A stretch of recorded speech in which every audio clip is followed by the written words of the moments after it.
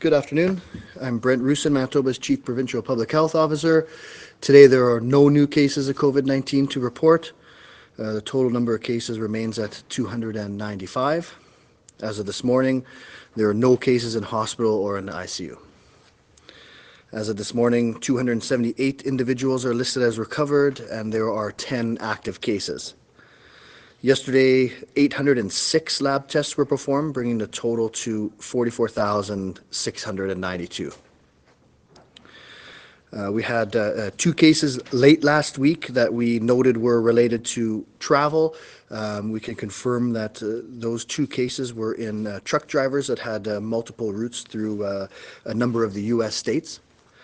And certainly it's important to know that these individuals took all the right action. They became symptomatic soon after returning. They were self-isolated, were tested, and there is unlikely to be any significant contacts in the community in this regard. Because of Manitoba's numbers being favorable. We know that our major risk is to importing this virus from outside of Manitoba, and so we certainly know the essential need to continue supply chains going, and that includes transportation, such as truck drivers. So, but we've now expanded our asymptomatic testing to be offered to truck drivers who leave the province for their work. So they are now able to be tested asymptomatically. It's certainly voluntary. It needs to be voluntary, but certainly an option to continue to try to reduce our risk for that. And we've been working with the Manitoba Trucking Association in that regard and had great collaboration on this step.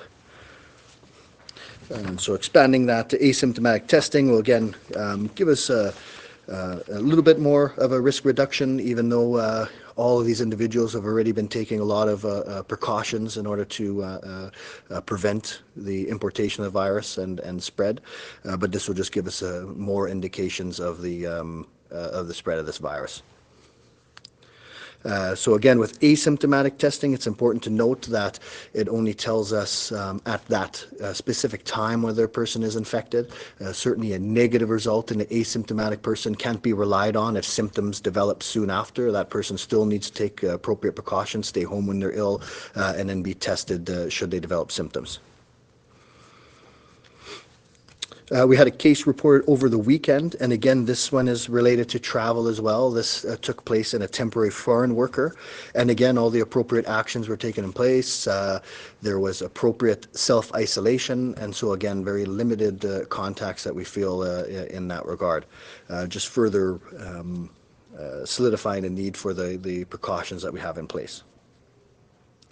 Of course, public health is still following up with these individuals, and further details may follow. So phase two, day one is today. And so because of Manitoba's favorable numbers, we've been able to continue our progress with reopening the economy. Again, it's not that return to normal. We have a broad reopening, but with restrictions, and Manitobans are well aware of all the precautions that they take, washing their hands frequently, maintaining that physical distancing whenever possible, and very important going forward, very important to our success, is staying home when you're ill. Again, we can't have people fighting through colds at work or going out in public showing symptoms of respiratory illness.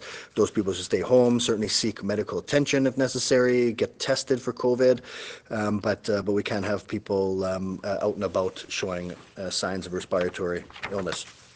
So again, those people with symptoms of COVID-19, fever, chills, headache, cough, sore throat, runny nose, even if they're very mild, to present for testing. We want to be able to ensure we're catching cases very early so we can isolate them and do contact investigation. It's going to be very important for our success to move on to the next phase of our reopening.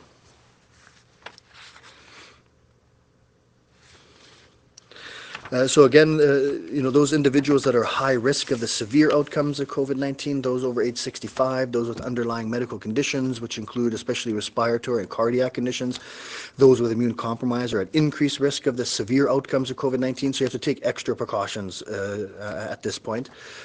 Certainly lots of hand washing, avoiding large groups, avoiding crowded places. Do what you can to reduce the chances of being exposed, because certainly you're at more risk of the severe outcomes. So again, people can visit our website, manitoba.ca/COVID-19 for up-to-date information. And thanks again to all Manitobans, and I'll pass it over to Lynette. Thanks, everyone. Thank you, Dr. Roofson. Sorry. So I would like to start by thanking Manitobans for over the past couple of months. The random acts of kindness, the generosity has been so appreciated.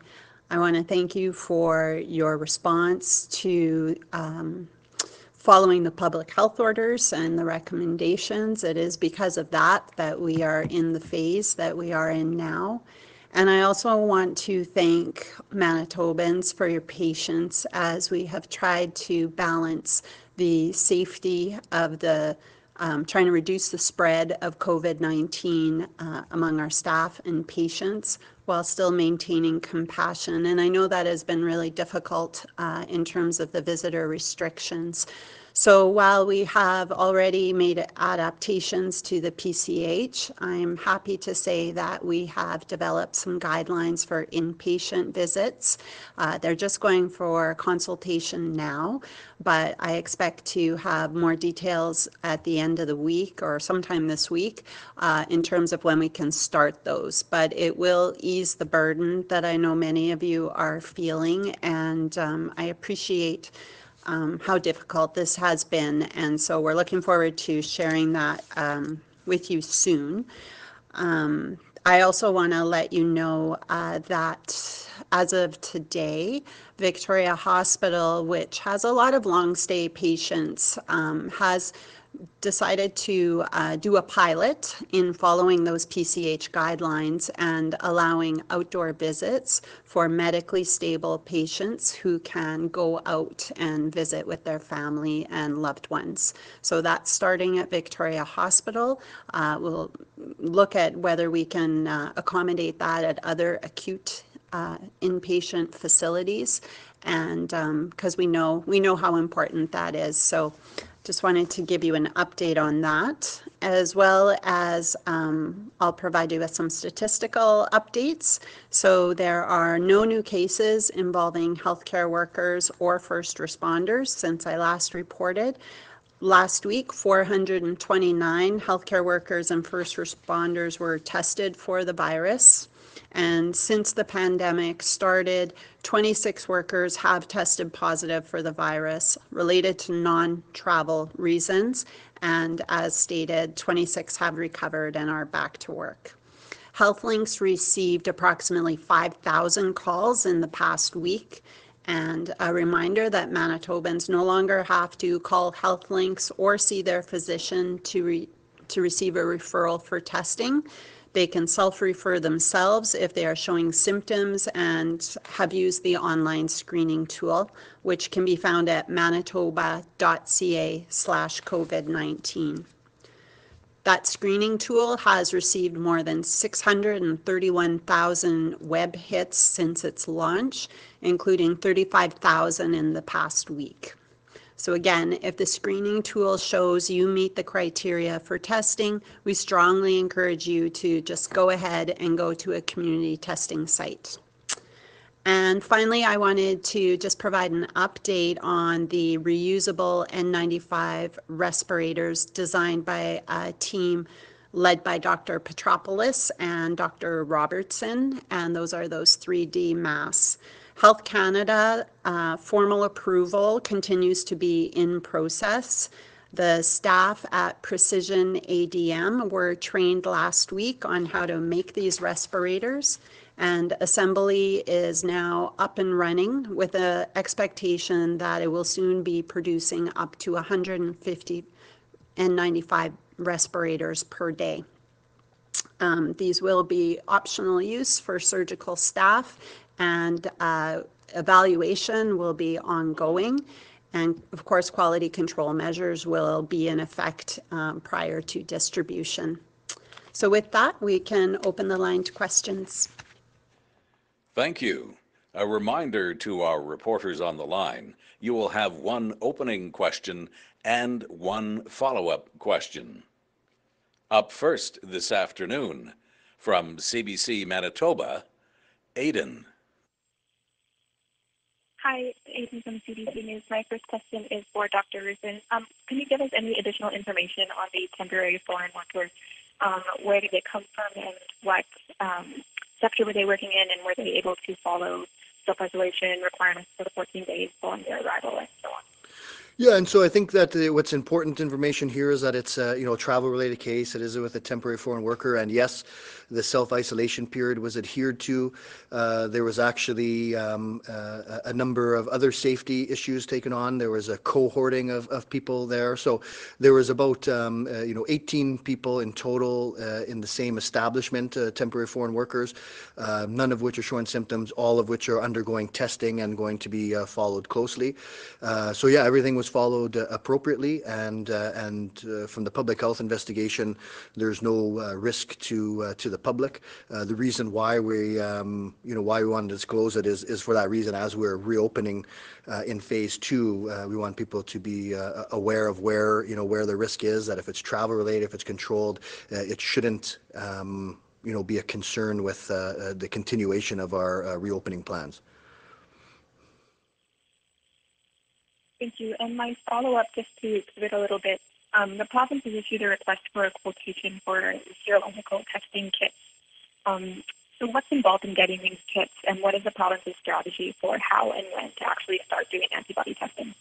Yeah, so for the serologic testing, it's still early on. We're working nationally to develop an approach for a seroprevalence study, and so it's best to try to get a consistent approach across the nation, because then we'll have a lot higher numbers to work with to get a better picture of the seroprevalence of COVID in Canada. And so it's still early on. We're certainly ordering those tests so that we're getting prepared to be able to do that, but the details of that are still pending. From the Canadian Press, Steve. Steve Lambert from the Canadian Press. Dr. Rusin today, as you mentioned, is reopening, the start of phase 2. What are you looking for as you before you move ahead to phase 3, tentatively set no earlier than the June 21st? Yeah, that's right. So, we want to see about that around that 2 incubation period, which we would say is about 3 to 4 weeks on this. So that's why that time line is in there. And we're going to follow much of the same indicators that we did for phase 1. Our positive test rate, which is, really low at this point. We're going to look at the non-epi-linked cases going forward. We'll look at our healthcare system capacity. So a number of indicators, looking at trends. And so we follow those daily, and we're going to follow the trends, and we'll be watching them really closely. And most of the cases reported recently are linked to travel. If memory serves, last time we talked, health officials had not determined the origin of the case of that retail worker in the Southdale area of Winnipeg. Right. Has there been any more investigation, any determination as to what the source of that case was? No, that one we would call a non-epi-link case. That one we could not relate to travel or to a known case. So that was our last case, essentially, that would be in that category. From CTV Winnipeg, John. Hello, John Hendricks from CTV Winnipeg. My question is for Dr. Rusin. Dr. Rusin, gyms, by their very nature, have people breathing heavily and sweating, so forth. I'm just wondering how you would rate the danger levels at these facilities. Yeah, so I think that there's, with anything, we're not going to get to a zero risk situation where it's a balance. We're balancing the numbers of cases we have here, balance that with the benefit of physical activity and people getting back in there, and with all the appropriate precautions taking place, the spacing, the 50% capacity, we feel that it's a lower risk situation at this point. Certainly everyone needs to be screened, right? We can't have someone coming to a gym working out for an hour who is coughing or sneezing. So that's going to be a big step in this. But with the distancing, with the appropriate sanitation, we're thinking that it's the proper thing to do at this time. My follow-up question is for you as well. In regards to team sports, the reopening plan calls for activities such as boxing or football to be modified. I'm just wondering how, say, for example, martial arts such as jiu-jitsu could be modified when the sport requires a lot of personal contact just by its very nature. Yeah, and so again, this is that balance that we have relatively low numbers. We want to get people out back active and benefiting from all of these activities, and then certainly no one at public health is going to be in a position to be able to know the intricacies of every sport. So what we do is there's guidelines that we forward to them. From the Public Health Agency of Canada, and each sport certainly doesn't want to increase the risk for their participants or for themselves. So they're going to need to look at their sport and review the guidelines and see what kind of modifications they can make to make things safe. Because everyone's in this together. No one wants to put people that they're training or training with at risk. So it's going to be up to those sports to read the guidelines, to find ways to minimize the risk, and certainly in nothing that we do we deal with zero risk. So it's going to be that balance. From City News, Jonas. Good afternoon, guys. Lynette, the question for you this afternoon. As we move into the second phase, I just want to confirm, as far as you know, we are COVID clear in our health system as far as workers and who is in the system right now? As far as we know, yeah, the last data that I looked at, that's what we saw.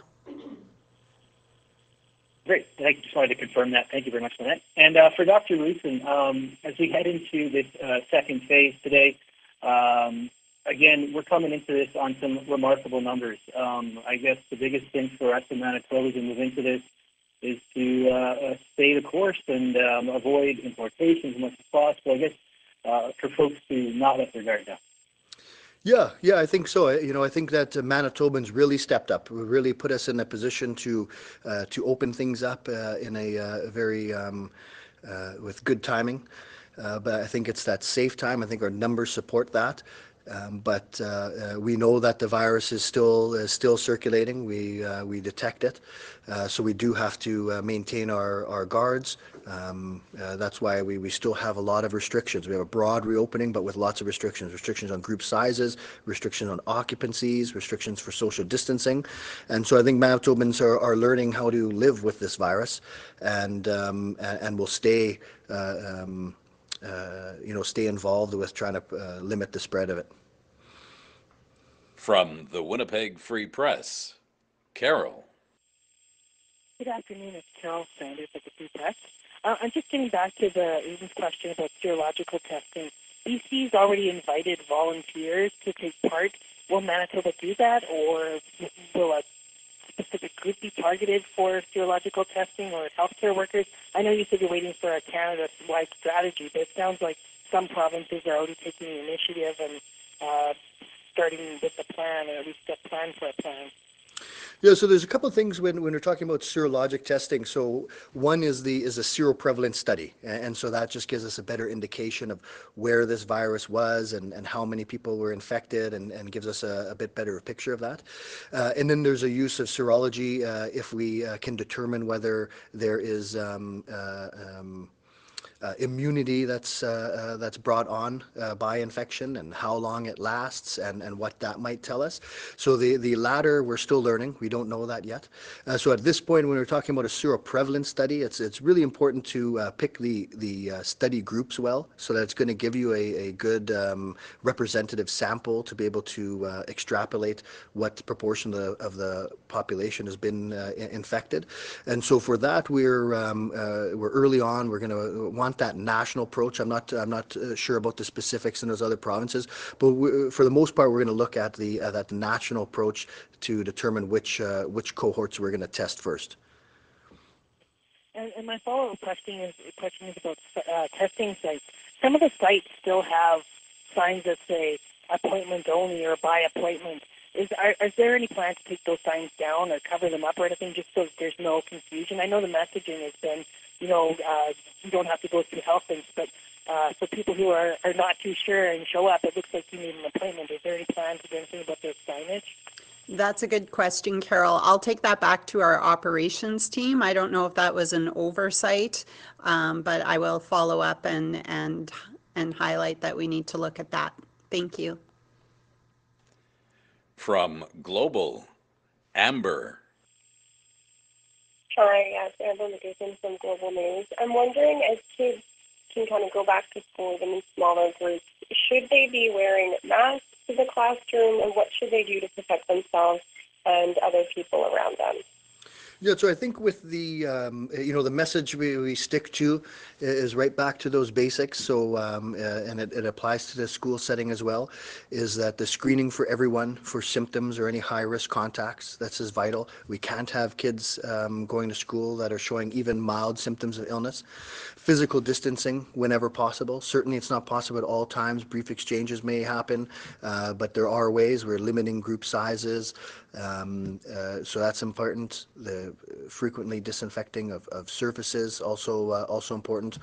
And then non-medical masks can be an addition to that. So it's certainly not something that is required. It's something to think about, especially if you can't maintain physical distancing. It's important to remember that non-medical masks don't protect the person wearing them. It protects the people around them, but it must be used properly. And must be, used, adhered to at all times. So one of the challenges in, say, the school setting, depending on the ages, would be the chances that, proper mask use would be utilized at all times. And so it's not something that's mandatory. Non-medical masks can be considered, especially in circumstances where you can't maintain physical distancing. Okay, great. My follow-up question is, we have seen some businesses that have had fines for maybe not following the rules. Have health inspections increased? Are they targeting certain types of businesses? I've seen a lot of restaurants getting some fines. Have there been an increase in those inspections? Well, I think that as we reopen, there's certainly the health inspectors are quite aware of the things they're looking for. I don't necessarily have the numbers on how many inspections take place or necessarily the trend, but certainly there's a lot of work being done, and most of that is not about fines or penalties. It's about education. It's about assisting with compliance, and that's what's got us to where we are now. It's very rare that a fine has to be levied. It's most times it's just about educating and just helping places learn how they can comply with the orders. From the Brandon Sun, Bud. Yes, Buck Robertson, the Brandon Sun. These are for Dr. Roussin. Just to go back to the temporary foreign worker for a moment, can you tell me what health region this person works in, and if they're involved in anything food-related type of work? So this is in the southern region, and as far as the details on there, again, public health is going to announce if there is a risk to the public on all those other details. So we want to make sure we have that balance between the privacy of the individual and risk to the public. So we wanted to make sure people were aware it was travel related to ensure that our reopen strategy keeps moving forward. forward that we're detecting these cases. The other details, their public health investigation's been done. There's no risk to the public in any other way, so we're not going to provide any more details. Okay. And on my follow-up question, forgive me if I'm wrong, but I don't believe movie theaters are in phase 2. I was wondering why not, and if they're going to be in phase 3 then. Yeah, so they're not in phase 2, and what's the reason? It's exactly the spot where we see these transmission events, right? Closed, indoor, prolonged contact, and so that's where we get you get nervous, and so they're not included in this phase. Again, we take a phased approach, so we couldn't open everything at once. But as we move to phase 3, those are things that we're going to start looking at, how they can be modified, how we can work with the groups to ensure it's safe. But as far as phase 2 goes, that's not included. From CJOB, Diana. Good afternoon, Diana from 680 CJOB. Dr. Roussin, do you expect some of the lessons we've learned during this pandemic to impact rates of other diseases as we go forward? I'm thinking perhaps next flu season, just as far as stuff like really good hand washing, not going to work while sick, being more cautious about distancing, that sort of thing. Do you expect any of the stuff we've kind of been doing for the past couple of months to have an impact as we go forward? Well, this is, like we've been saying, this is that new normal that we're in, and certainly we're not going to have that person sitting next to us at work coughing all day. That's not going to happen anymore. And certainly people are more astute to hand washing, to disinfecting frequently touched surfaces, even physical distancing. And so yeah, I think that many of the respiratory viruses we deal with, like influenza, are spread in much the same manner. And so as Manitobans are learning to live with this virus, still getting out, still reopening things, but learning to live with it, we're probably going to see some beneficial effect on those other illnesses that are spread in much the same manner. So only time will tell that, but we know that when the fall comes, we have to be prepared for a second wave of coronavirus, but we also have to be prepared for that typical quite severe virus that we see every fall, influenza. And just as a follow-up, you mentioned the temporary foreign worker case being the most recent. How big of a concern is this kind of a situation as we get into the summer? Yeah, so actually this situation, really isn't concerning because all the proper precautions are in place. So the period of self-isolation, the cohorting there. So and so when we look at this case, all the cautions were there. So we announced this one not necessarily for to be a warning on any situation to Manitobans, just to highlight that our biggest risk is importation of the virus, and that in this case everything was managed in an appropriate manner. So we certainly want to continue with our reopening plans. From the Winnipeg Sun, Scott. Hello, Scott Billick here from the Winnipeg Sun. Just a question for Dr. Roussin. Why not make it mandatory for truckers to be asymptomatic tested upon arrival, just as an extra layer of, I suppose, precaution when it comes to the reimportation of the virus? Yeah, so this is not really the public health way on these things. If we have people who are asymptomatic, like we said, the value of asymptomatic testing is not anywhere near the value of testing people who are symptomatic. So we wanted this to be an additional precaution that's voluntary, because remember we need this transport, we need these truck drivers, and from all the information that we have, the collaboration, the good collaboration we've had with the Manitoba Trucking Association, is that they're all following our advice. So this is something that's just in addition. We want it to be voluntary because already from what we see is that the Trucking Association is really following all our guidelines. So this is just something on top of things. Sure. And just a second question or a follow-up here. Obviously, a lot more tests on Sunday. I assume some of those at least were asymptomatic. How many asymptomatic tests have been done now, if you have that? And And are you seeing, are you surprised that there's, very few cases cropping up from those tests? So actually, I didn't bring the exact number of that. That's been steadily increasing over time. But I'm not surprised that we're not picking up more infections, because we know that the highest risk group are those that are symptomatic, and when we are only testing symptomatic individuals, our positive test rate was quite low, well under 1%. And so when we open it up to even lower risk groups, we're going to expect that percentage to even drop further. So it's not surprising. Thank you. We have a few minutes left for this session. If the reporters on the line have any further questions, please proceed.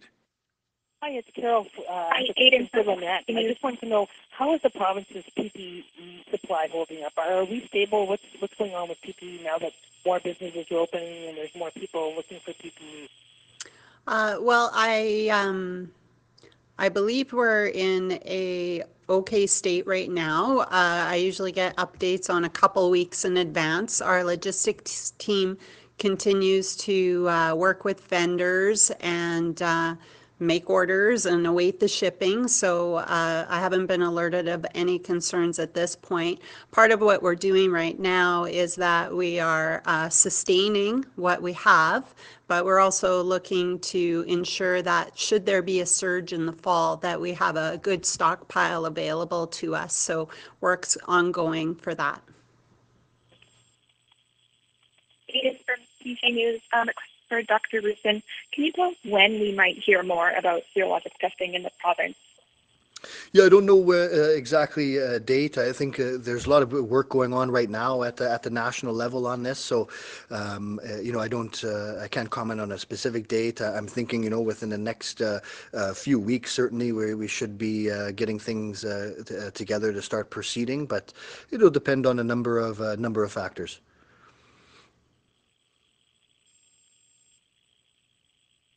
Hi, Aiden from CBC again, with another question for you, Dr. Roussin. Or perhaps you shared this, is Manitoba still stopping traffic at Saskatchewan and Ontario borders? And if it is it still happening as a regular occurrence? Yeah, we've been slowing down that aspect. What we found was a number of the people that were stopping, it was just repeat times, or seeing the same amount of people.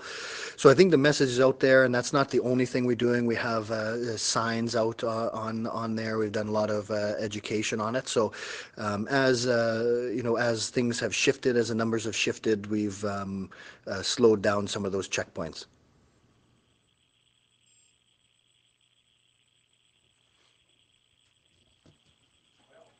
All right. Hi. Thank you, everyone.